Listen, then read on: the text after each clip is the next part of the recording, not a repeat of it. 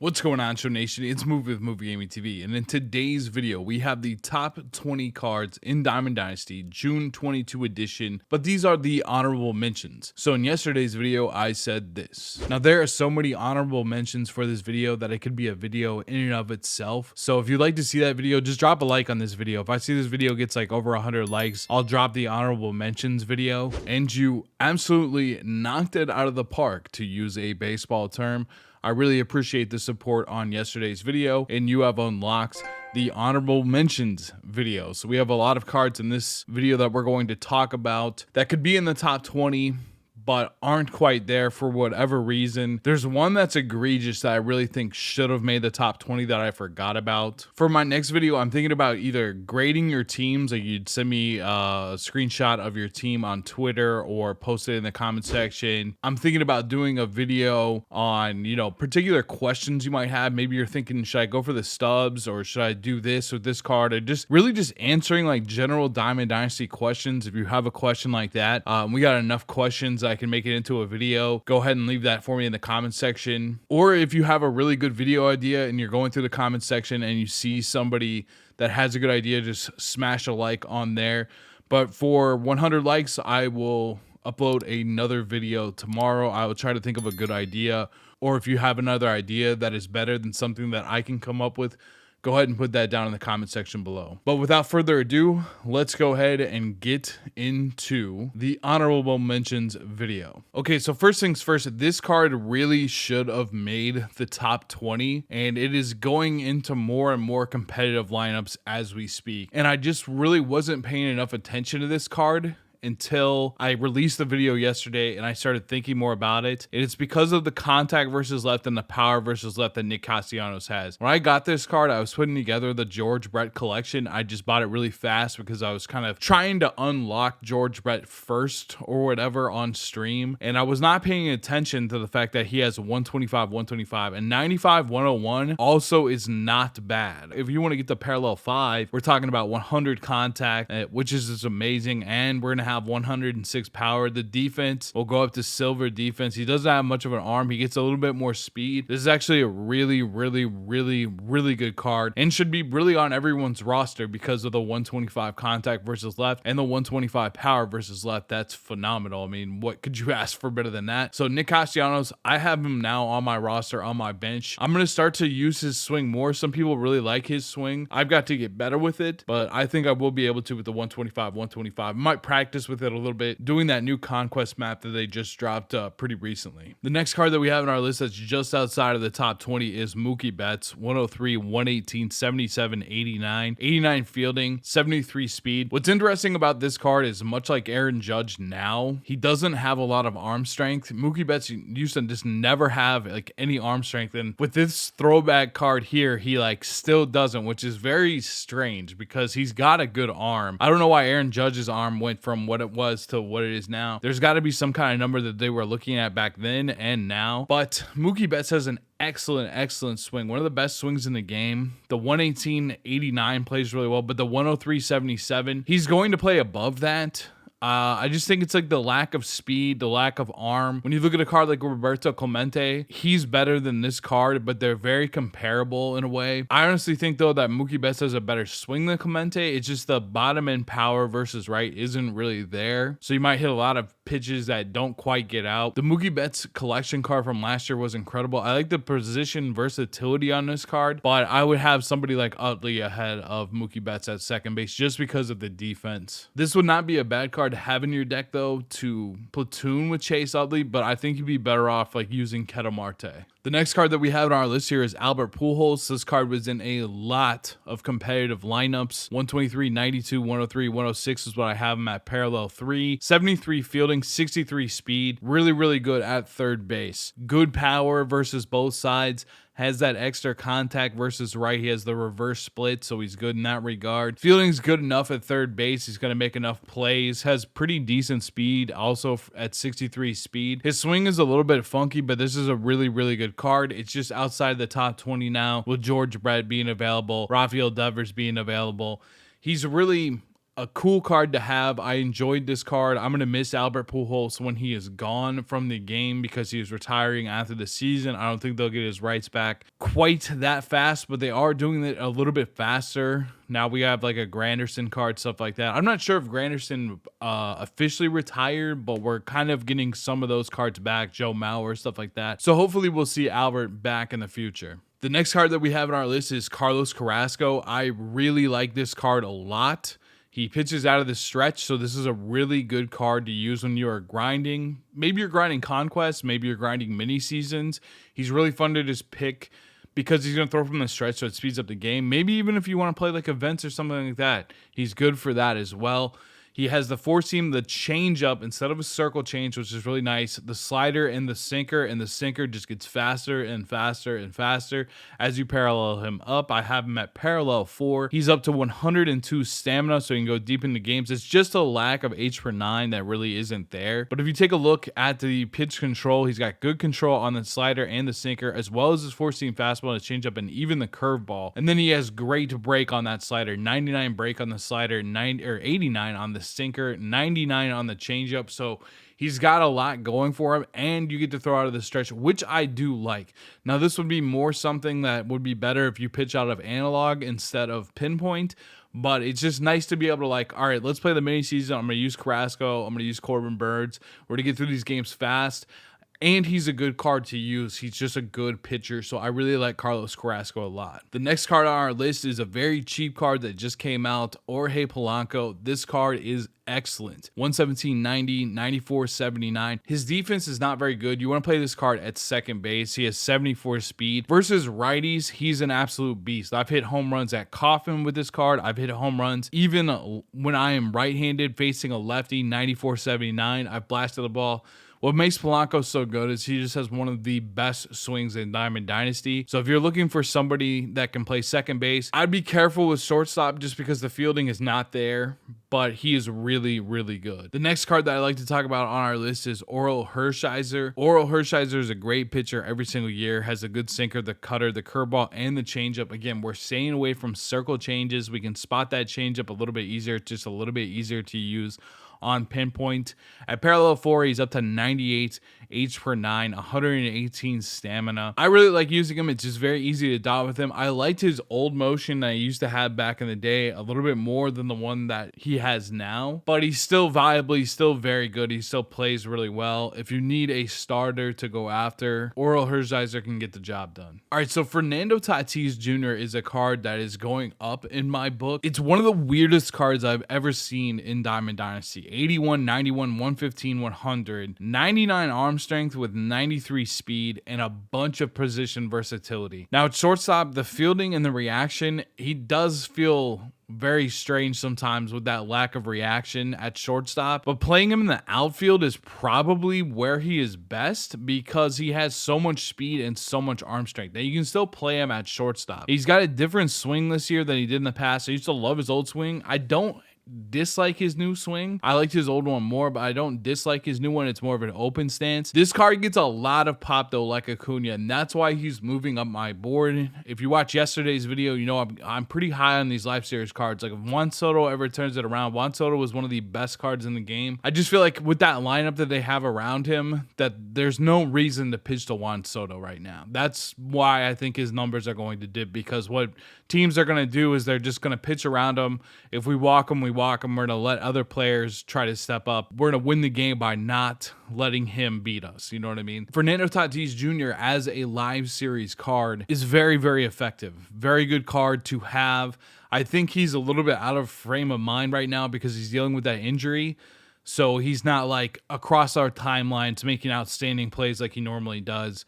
I can't wait till we get like some kind of like flashback card of his, because he's really like one of the best shortstops in the entire game. When he gets that defense back, he gets a little bit more contact versus both sides. But I think he's an excellent, excellent card to use. He's going up my board a little bit. I'd like to see him at parallel 5, but he's really, really good. The next card that we have here is Duran. This is my favorite card that they have added to Diamond Dynasty this year. That is like a new card. One of the best Tops Now cards of all time. Like, I'm really willing to say that right now. I really hope we have an iteration of this card every single year, and maybe he will just be better and better and better IRL as well as he's getting his career going here. 40 stamina, 99 H per 9, 104 K per 9, has a great motion. Something that we've never seen before also, if you look at his quirks, he has outlier 1, outlier 2. He has outlier on the 4-seam fastball, and he has outlier on the splitter. So he's got a 4-seamer, a splitter, a 12-6, and a cutter. Like, if I was making a creative player, the only pitch I would really add to that mix would probably be a slider, but he's unbelievable. And that cutter is actually very slow. It's a slow type of cutter that really is a lot slower than the 4-seam fastball. So if you're hitting them with a 4-seam fastball on the outside and then you throw that cutter away from them, like let's just say it's a right-handed hitter, we're throwing inside fastball, they're early on it, they're fouling it off to the left side. We can go with that cutter away, and they're going to be early on it, and they're going to be out. There was an event game that I played the other day on stream, and I had to close it out with him. I just threw cutter away, cutter away, cutter away. 3 pitches, we're done, we're out. Really like his motion. One of my favorite cards that they have added. This is a great card. This card is in my bullpen. I love using this card. I highly recommend picking up this card. Just outside of the top 20, because this is more of a card that I really like to use. I don't know if it would necessarily be in the top 20 for everybody, but I love this Emmanuel Clase card a lot. I just trust him. I've pitched to the point that he is parallel 5. I love using this card against the computer. It strikes them out a lot.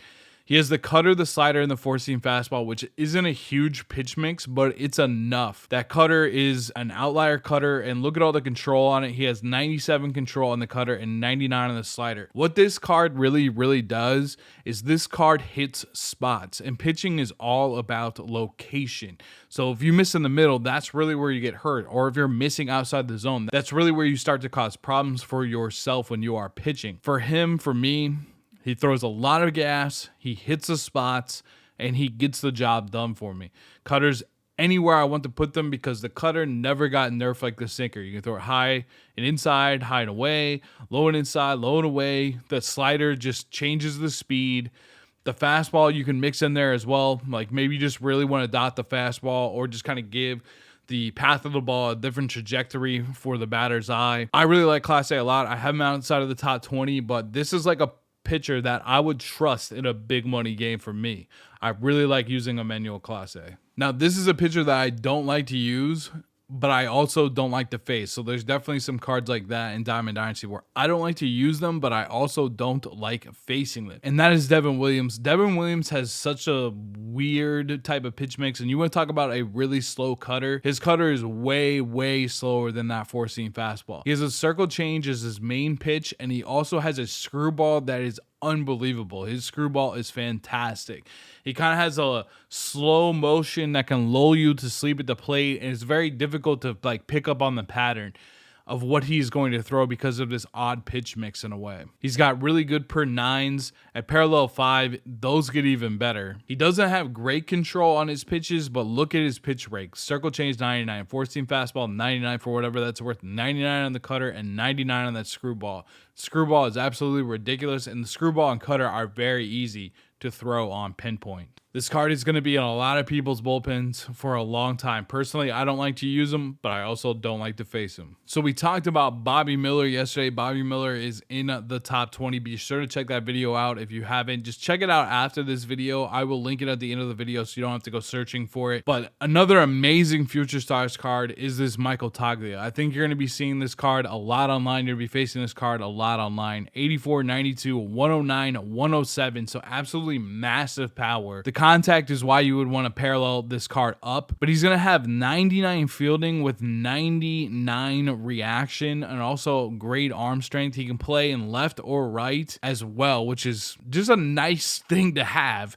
He also has 48 speed. It's going to get above 50, so it's not going to be that great of outfield defense, but at first base, this is a very useful card because switch hitters are very useful. I think his swing is okay. I don't think it's amazing, but I don't think it's bad either. He's at 6'5" in height, which is going to be nice at first base, and just unbelievable defense. This is a very good card.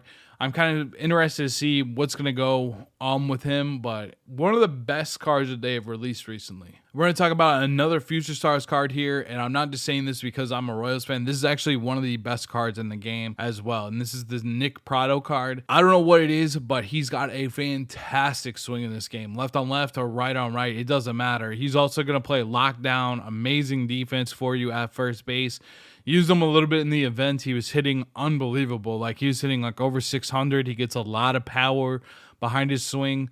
If you're looking for a first baseman, you really can't go wrong with Nick Prado. There's a ton of options, so it's not like I would say like you have to have it, but it's a really good card as well. And you can see in the price difference, he's just a little bit cheaper than Taglia is. The next card we're going to talk about is Jim Edmonds, 95, 106, 125, 78. I have him at parallel 2, 96 fielding, 87 reaction, and 60 speed. He can play in the outfield just fine. You know, one of the corner outfield spots. He's going to have that diamond defense in his secondary positions at parallel 1. The 95, 125, when he faces a righty, good look, because he is going to smash the ball. He can be late on it with all that power and hit it out to left field. So if there was a pitch down the middle and you're late on it and you're at a good elevation park, that can go out to left field, which is just a sign of unbelievable power in the game when a card is able to do that. I think he has one of the best swings. The 106-78, we don't really like that versus lefties. We'd like to platoon him, but I really, really, really like using this card a lot. I highly recommend this card. You can put it in the outfield. You can put it at first base. He's really good. You can put it on your bench, 95, 125. He's solid. All right, let's talk about Jorge Posada. Jorge Posada is really, really good in this game as well. 92, 81. He's going to play above that. Obviously, he gets those stats as a switch hitter. And then 109, 111. This card's been really, really good for a long time. He just has a really good swing. He comes up with clutch hits. The defense is good enough. 78, 78. We're not looking too much for like amazing defense in our catchers. We're really looking for people that hit and have speed. He does not have the speed. His defense is adequate. It's fine. Like, we really want like silver fielding because we will take much more hitting and much more speed. Think of a card like Jimmy Fox playing catcher. That's a lot of value that you can get. If you can create a creative catcher, go for all the hitting. Don't worry about the defense at catcher. You'll be more than good most of the time. Not a lot of people steal bases. You don't want to throw it so far out of the zone that you really can't block the ball. So Jorge Posada is really, really good, and I have him rated above the next player we're going to talk about. And you might have guessed who that was going to be, and that's Adley Rutman, 93, 94, 83, 81. I don't have him quite to parallel 5, but parallel 5, you're going to get the diamond defense, the diamond arm, and he has the speed. So he has the fielding and the speed. Posada does not have the speed. He does not have the fielding, but he has a little bit more power and contact. That's why I have him rated higher. I wish Posada had more speed. That's actually one of the reasons that like I really don't like to start him. I'd rather start Joe Mauer. But this is a really good overall catcher to have. Adley Rutman is very, very good. He's got a great swing, plays great defense, has good speed. He really checks off all the boxes that you would want for a catcher. I just prefer Mauer, and then I'm going to go Posada, and then I'll go Rutman. So this card has made its way into my rotation. That is the Tom Glavin card, 115, 90, 87. He pretty much is a dot machine, and the real pitch that he has that's amazing is that SCV pitch. That pitch is really, really good because it is only 72 miles an hour. So when you combine that with his sinker and his slider, it's really easy to get their timing off when you throw that sweeping curve. There's still like a lot of starting pitchers that I haven't had the chance to really run a bunch, but I do like this Tom Glavin card quite a bit. Going to be a problem against lefties. You know, he's got amazing control, 99 control on the sinker, 92 on the slider, 94 on the sweeping curve. He's got the control on everything. I like using this card more than Greg Maddux, who I've not been able to try out yet. I need to get that card. I'm at 874 in World Series, and once I hit the World Series, I'm going to pick up that Greg Maddux card, and I'll start to use them in a couple games so I can form a better opinion this year. But from years previous, I've liked Glavin more, and I have Glavin now. I'm going to give him a shot at my fifth spot. Fifth spot of my rotation is always kind of a revolving door until we get later in the game. We also have that June monthly card coming out. I'm hoping that what they can do is do something where you can collect the previous month's cards to get that card early, and that card might be Chris Sale. It's either going to be Chris Sale Mark Burley or it's going to be James Paxton. But I hope it's Chris Sale because Chris Sale had an unbelievable month that year, and I really like pitching with Chris Sale a lot. Chris Sale is very difficult to pick up. Some people really like him. Some people don't like him. I really like using Chris Sale a lot. That is one of my favorite pitchers to use when we get that high-end White Sox Chris Sale. So if he gets dropped, I will be putting him into my rotation in the fifth spot. But for now, I do like Tom Glavin. Now, if you missed yesterday's video, be sure to check that out. It will be linked up on the screen. So if you want to see the top 20 of what I have as the top 20 cards for June, be sure to check that out. If you need help with the market as well, if you want to get some of these cards I've got all no money spent.